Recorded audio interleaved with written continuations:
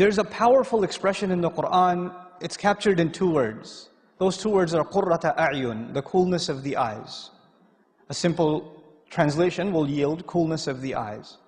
And it's mentioned in a number of occasions. It's also found in a hadith of the Messenger sallallahu alaihi wasallam.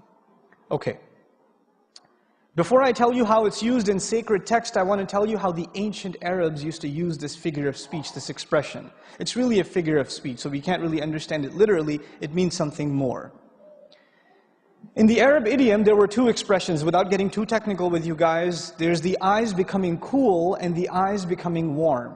That's the first thing I'd like you to know. The Arabs had 2 figures of speech, the eyes becoming cool and the eyes becoming warm.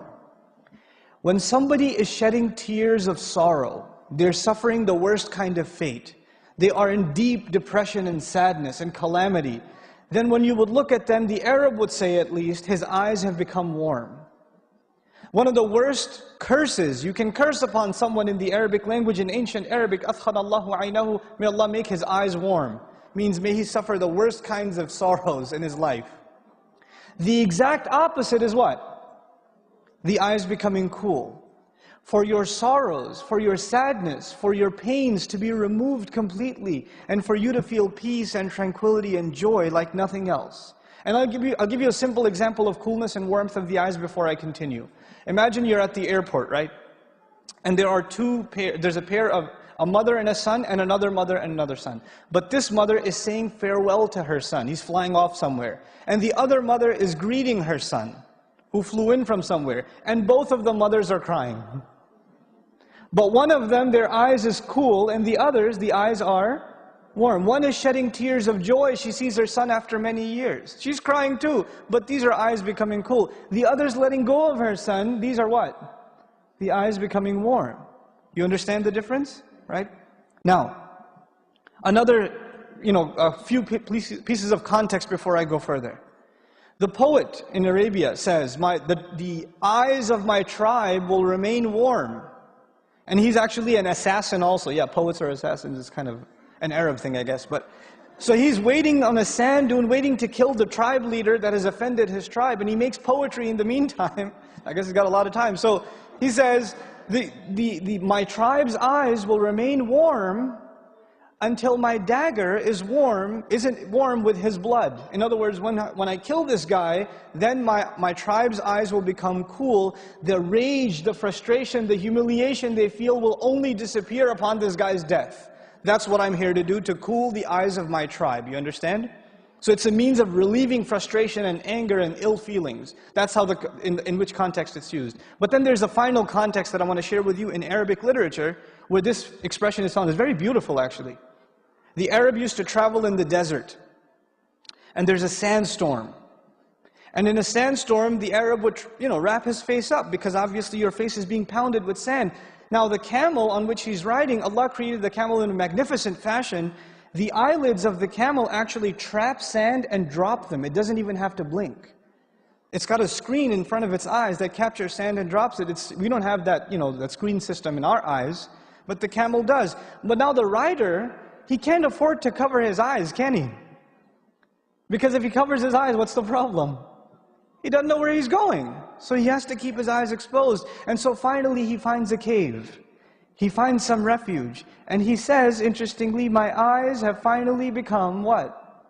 Cool. In other words, in literature we find the precedent of the eyes becoming cool equated with finding refuge from a storm. Finding refuge from a storm. Now I've set the stage for you for what this expression stands for, but I still haven't told you my favorite dua, though I recited it in the beginning. This is at the conclusion of the 25th surah of the Qur'an. Allah Azza wa Jal says, Rabbana, He tells us to say, وَالَّذِينَ يَقُولُونَ, those who say, رَبَّنَا هَبْ لَنَا مِنْ أَزْوَاجِنَا وَذُرِّيَّاتِنَا قُرَّةَ أَعْيُنٍ وَجْعَلْنَا لِلْمُتَّقِينَ إِمَامًا. Our Master, our Lord, gift us, grant us. In Qur'an we find atina, give us. A'tina, to give a grand gift. But gift us, an unexpected gift, a beautiful gift. Hablana, this is a gift you're asking Allah to give you. And lana is muqaddam, this prepositional phrase is brought earlier, especially for us. We're asking for a special favor to Allah. And what is this favor that we're asking Allah Azza wa Jal? Grant us from our spouses, and not just our children, which is awlad dhurriyatina. You know, wa dhurriyatina, future generations of us.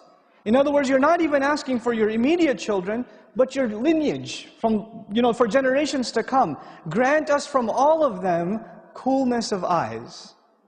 Make our eyes cool by means of our spouses and by means of our children. And I say this is my favorite dua for a reason. One, I'm married and I do have children and a spouse. But two, all of us have to appreciate the power of this dua because of the crisis of the world today.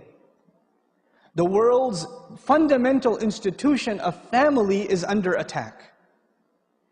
Most of the people here, even Muslims, are not immune from this problem. In many of our homes, the storm that I said, when you find coolness of the eyes, you find refuge from the storm is not outside the house, the storm is inside the house. And you have to get away from home to get away from the yelling and the screaming and the name calling and the insults and the depression and the sadness and the friction between husband and wife and parent and children. Our homes are broken. Brother is not talking to brother. Parents are not talking to children. How many of all the shuyukh, I can bet you, I can almost guarantee you, all of the speakers that have come to this conference, some mother, some father, some husband, some wife has come up to them and said, I've got this problem. I can't talk to my kid. He yells at me. We can't talk anymore. He's doing these things, I don't know how to stop him. My husband, my wife this, my husband this, subhanallah. This is a crisis inside the home.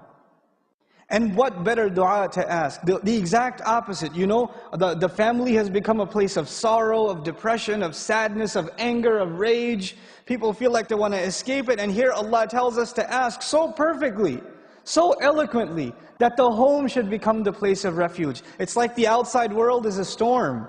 And you suffer on the outside, and your refuge, your safe haven, is those doors in your home, is your spouse, is your children. When you see them, your worries disappear.